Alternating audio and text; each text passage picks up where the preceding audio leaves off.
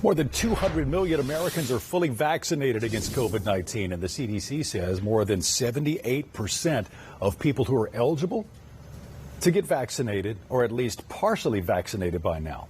But still, COVID cases are skyrocketing, all because of the highly transmissible Omicron variant. Fox 13's Dominique Dillon is live at Overton Square tonight. Dominique, you talked with an infectious disease specialist here in Memphis today about what it is going to take to end this pandemic.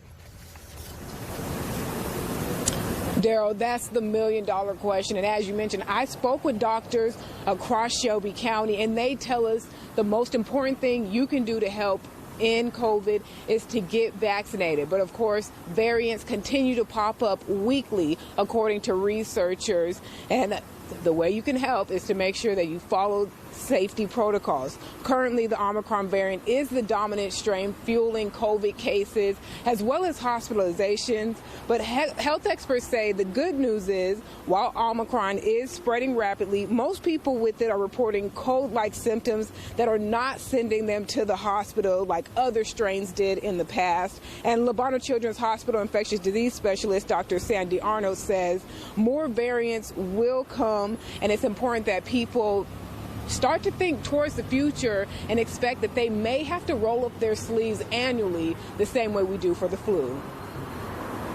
That though it's been around longer than Omicron has, it's never gotten a foothold to outcompete other variants, namely Delta, which is what Omicron did. Omicron, as I like to say, went toe-to-toe and knocked Delta completely out of the ring.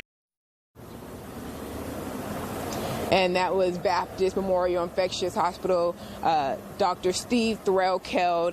And once again, we talked to these health experts, and they tell us that more people are getting infected, and there's still a good number of people who are unvaccinated, which is why we're seeing an increase in hospitalizations. But currently, we are not at the peak, and in the weeks to come, hospitals could begin to fill up, but we're still far below the surge we saw in previous variants. Reporting live in Overton Square, Dominique Dillon, Fox 13.